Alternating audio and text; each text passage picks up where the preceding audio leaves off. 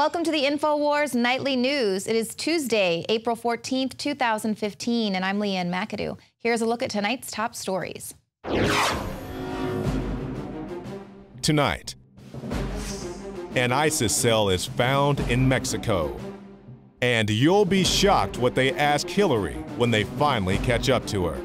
That's next on the INFOWARS Nightly News.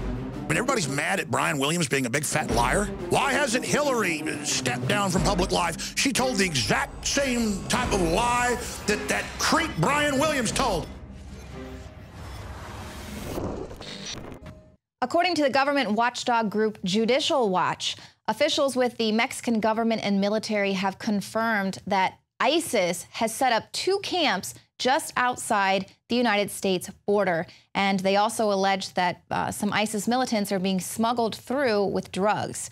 Now, these officials are saying that the terror group has 2 camps. One is reportedly located in Anapra, which is an area just west of Juarez, and the other is near Puerto Palomas, which is a few miles from Columbus, New Mexico. Now, Judicial Watch is saying that this area was targeted because of understaffed municipal and county police forces, and a large-scale transit of illegal drugs passes through this area from Mexico. Now, a Mexican Army field-grade officer and another Mexican federal police inspector told Judicial Watch that human traffickers known as coyotes are working for the Juarez cartel, and they're smuggling the ISIS terrorists into the U.S. through the very porous border there. Of course, this is what we told you is going to be happening. What's the big problem with having wide open borders? Now, we reported in 2014, Texas Sheriff Gary Painter, he was saying ISIS would be crossing the border, striking the United States. In August, that was reaffirmed by a former CIA officer. He told the Laura Ingraham show that ISIS was working with the drug cartels. And then Judicial Watch also reported again in August that ISIS was using Juarez as a staging area, and they plan to launch a car bomb attack against Fort Bliss. And we've also heard reports of prayer rugs being found near the border there as well. So all this is in alignment with threats that ISIS has been making online, especially threats toward the United States military and their families. And now we're getting an official warning from the Pentagon saying, yes, indeed, there is a reason to be concerned with these threats. I wonder why, because now they realize they're right there parked on the border. Now, the message from the Pentagon is saying these organizations are attempting to use our own personal information against us to create fear and anxiety among our ranks and within our families. We all have a responsibility to protect ourselves and our fellow service members and their families, and basically just telling them to be vigilant, monitor their social media accounts, don't put a lot of information out there that is going to allow these militants to be able to track them or track where their families are going, churches and schools, and all things like that. You know, obviously they hate us for our freedoms, so therefore we need to not act like a free country. Now, the site director, Rita Katz, they're the ones who discovered these videos, allegedly, and they're now saying that this ISIS video is part of a Twitter campaign where they're saying they're going to be launching a new 9/11 style attack against America. And Katz says, in a time of lone wolf attacks and Americans and other Westerners pledging to the Islamic State, this kind of campaign should not be taken lightly. Now, Kurt Nimmo points out in this article that the site intelligence group is linked to the military-industrial complex and intelligence, and a number of videos that site has claimed to have discovered were subsequently found to be frauds. And so, of course, all of this is rather conveniently timed. So we're finding these ISIS camps there across the border. Now the Pentagon is affirming that, yes, these threats from ISIS should be taken seriously. Now, linked within that article, Alex Jones actually breaks down the reality of ISIS, the truth about the Islamic State, and how, yes, they're a real terror group, but they are being controlled by the globalists in order to implement this police state, this new world order. They're not actively being stopped because if you want proof of that, just look at how wide open the borders are.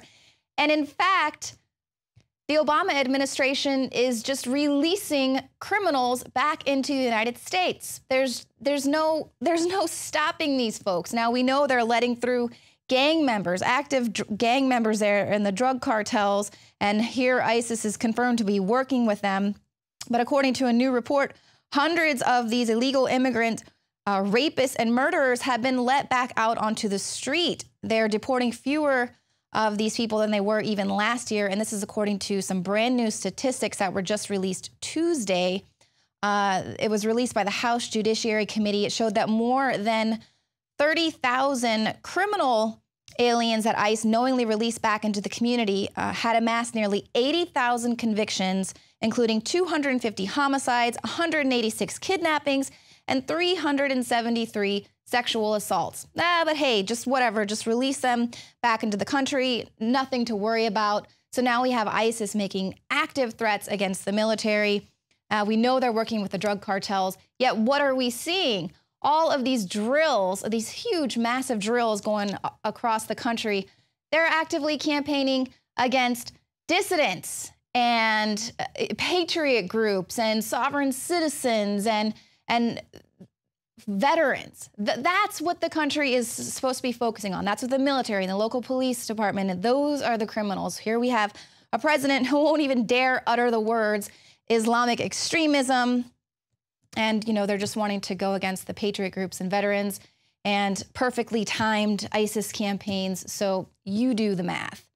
Now, if you want to see what a joke the mainstream media has become, it's not just perfectly timed ISIS campaigns. The joke is the mainstream media is going to actually be covering the Clinton presidential campaign trail.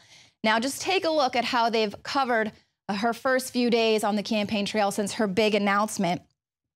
She went on this spontaneous road trip to Iowa, right, as if anything she does is spontaneous. And the media has been closely following her every move. The CNN was like, breaking news, Hillary Clinton talks to a 19-year-old at the gas station. She won't talk to any of our reporters, but she'll talk to an average American.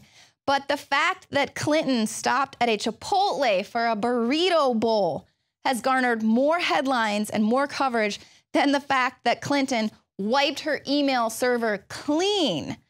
Now, Adon Salazar reports that CNN scrambled to provide up-to-the-minute coverage on all the mundane details of her outing. And they were wondering, well, why didn't she go to McDonald's instead? Why Chipotle? And then the New York Times was speculating if her above-average order was like the normal Chipotle means of everyday Americans, or was it a polarizing order? Was that burrito bowl a little polarizing there to the American people? And the New York Daily News just really went above and beyond to give you all of the news that you need. They phoned the store's manager for precise details of what Clinton ordered and down to the flavor of her drink. And then you can see there the Washington Examiner points out just how many reporters found it so fascinating what Clinton was having for lunch.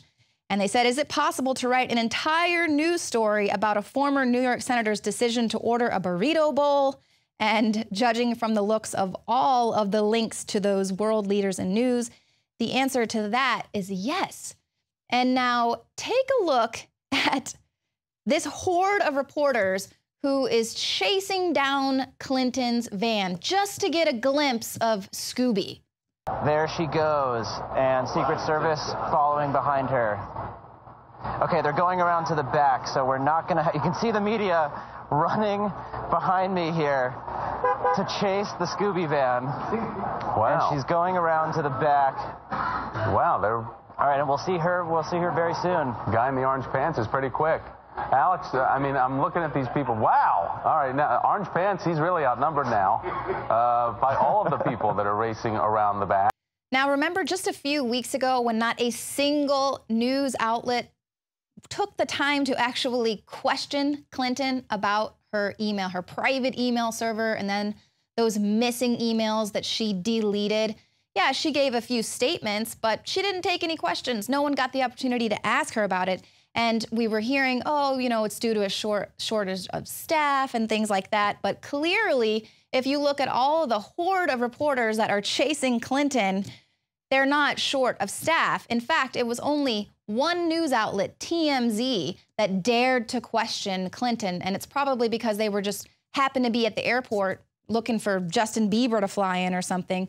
But then the Huffington Post goes and makes fun of TMZ, the only outlet that dared ask her a question, and they just call him out on how they spectacularly failed because Clinton just walked right by him and she wouldn't answer.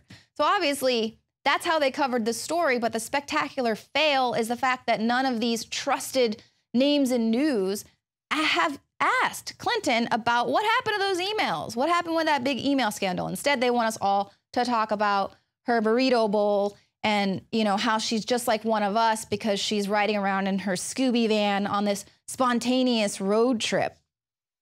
But one man has an answer for America. His campaign is pretty much letting Americans know that they can do exactly what they can do when Clinton gets elected. Basically, drop your pants and bend over for Hillary. Now, this is a gay Hillary Clinton supporter, and he started an I'd Bottom for Hillary campaign to encourage Americans to submit to the presidential candidate. Now, obviously, it's receiving quite a bit of backlash from others in the gay community. One critic is saying that this campaign is going to do more harm than good, saying, I think he forgets that the rest of America is not like San Francisco. No kidding. We're ready for you, Hillary. We're going to keep on hounding you and not to find out what you're having for lunch.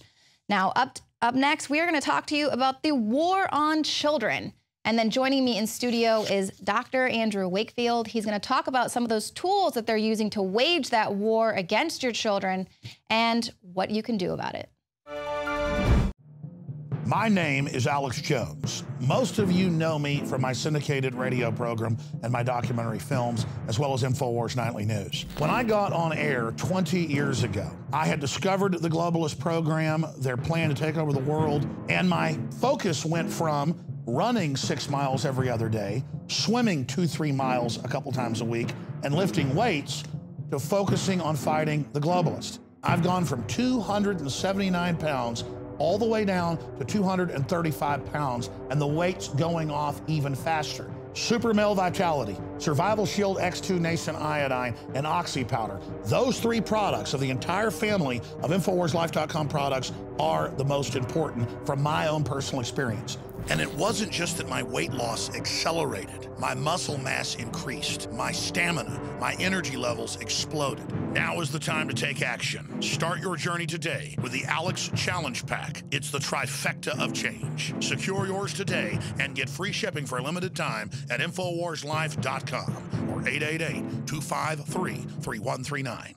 The knowledge of the ancients, tried and true, trusted herbs and extracts fused with the latest nutraceutical science. Introducing the all-new Ancient Defense Herbal Immunity Blend, crafted with over 14 key ancient herbs and extracts to supercharge and prepare your body for what experts admit is the most dangerous season of the year. We have rejected hundreds of other formulations in our quest to bring you what is simply the most powerful and comprehensive proprietary formula that we have ever created in the realm of herbal immunity. For the last 2 years, our team has been working with top doctors, nutritionists, and chemists to develop the ultimate nutraceutical formulation. Experience the benefits of combining over 14 ancient herbs and extracts with exciting new advances in nutraceutical science. For a limited time, get 25% off on this introductory offer. Visit ancientdefense.com or call 888-253-3139. ancientdefense.com. Your Federal Reserve tribute, known as the income tax, is due on April 15th. That is, unless you're one of the following Fortune 500 companies that aren't paying any taxes. Daily Mail reports the Fortune 500 companies that didn't pay a penny in 2014 income tax despite being worth billions. Some of the companies include CBS, Mattel, Prudential, Time Warner, Owens Corning, JetBlue, Xerox, Priceline.com, and perennial bomb maker General Electric. Some of these companies even got tax rebates back. Are you serious? Thank goodness we have Hillary Clinton, who's now attacking the 1%. She really means it. Did you know that Ronald Reagan's Grace Commission report found that 1/3 of all income taxes are consumed by waste and inefficiency in the federal government? And 100% of what is collected is absorbed solely by interest on the federal debt, which means that your tax dollars are paid to the private run-for-profit